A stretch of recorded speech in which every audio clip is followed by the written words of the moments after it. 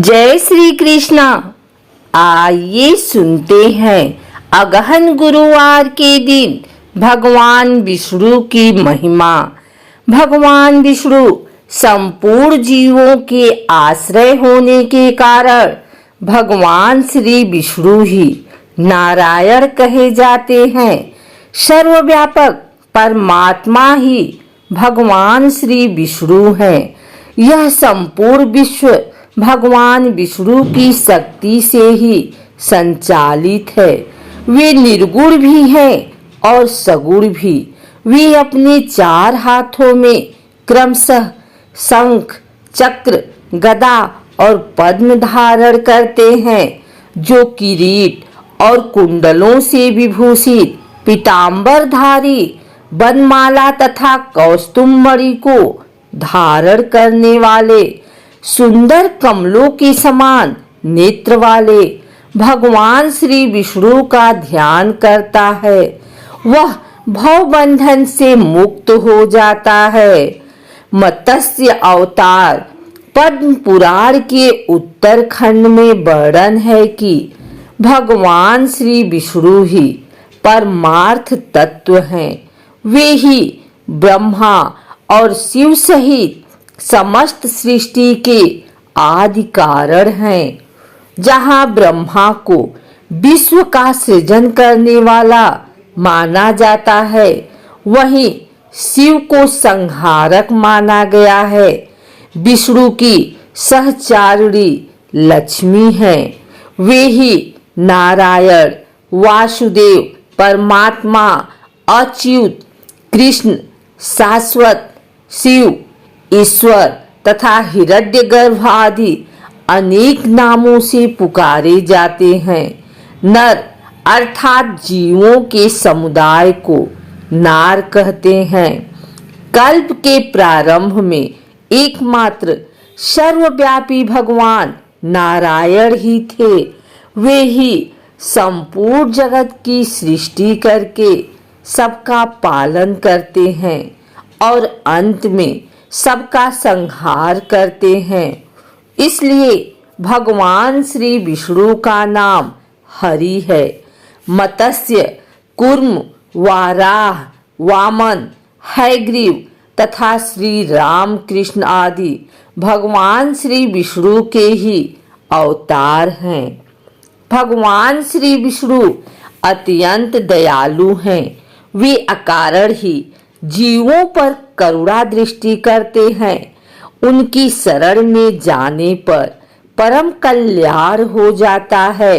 जो भक्त भगवान श्री विष्णु के नामों का कीर्तन, स्मरण, उनके अर्चा विग्रह का दर्शन, वंदन, गुणों का श्रवण और उनका पूजन करता है, उसके सभी पाप ताप विनष्ट हो जाते हैं। यद्यपि भगवान विष्णु के अनंत गुण हैं, तथापि उनमें भक्त वत्सलता का गुण सर्वोपरि है।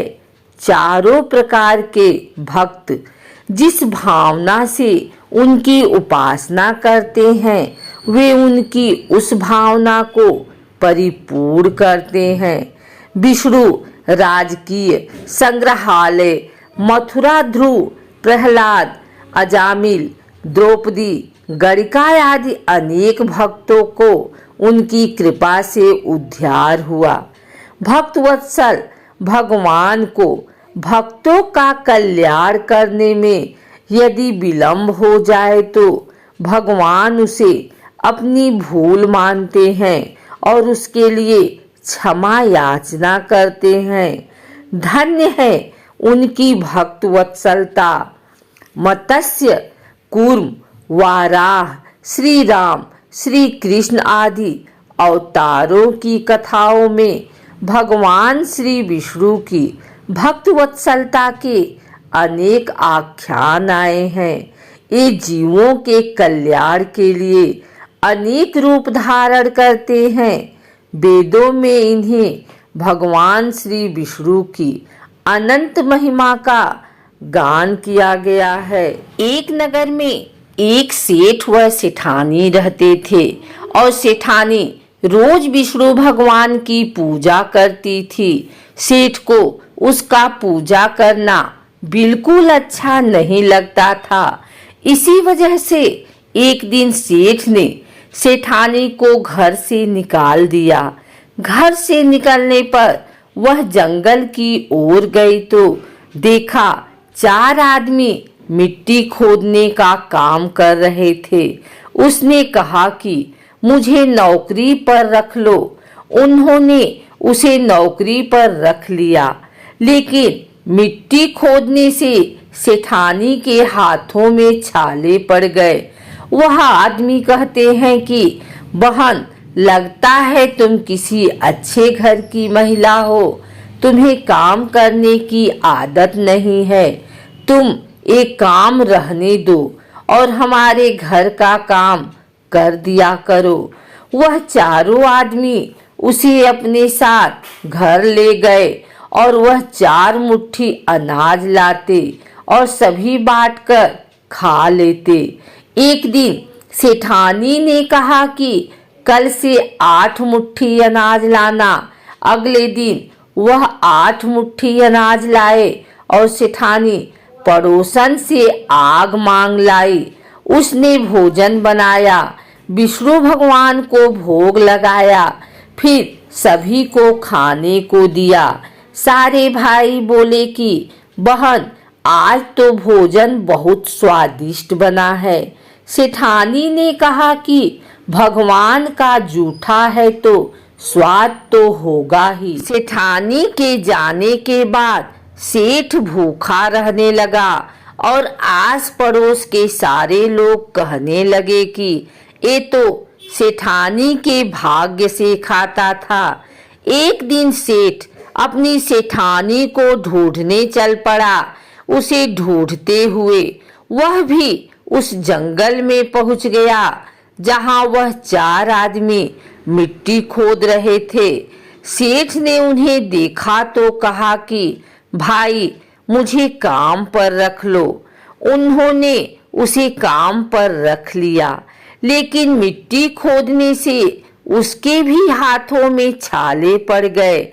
उसकी यह हालत देख चारों बोले कि तुम्हें काम की आदत नहीं, तुम हमारे साथ चलो और हमारे घर में रह लो। सेठ उन चारों आदमियों के साथ उनके घर चला गया और जाते ही उसने सेठानी को पहचान लिया, लेकिन सेठानी घूंघट में थी तो सेठ को देख नहीं पाई। सेठानी ने सभी के लिए भोजन तैयार किया और हर रोज की भांति विष्णु भगवान को भोग लगाया।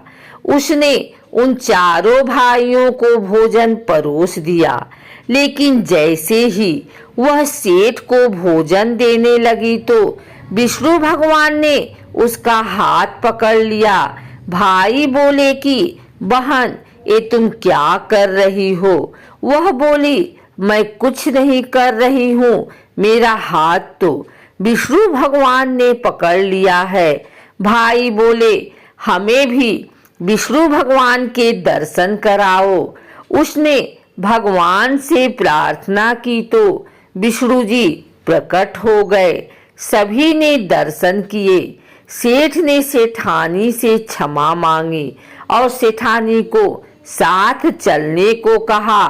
भाइयों ने अपनी बहन को बहुत सा धन देकर विदा किया। अब सेठानी के साथ सेठ भी भगवान विष्णु की पूजा करने लगा और उनके परिणाम से उनका घर अन्न धन से भर गया।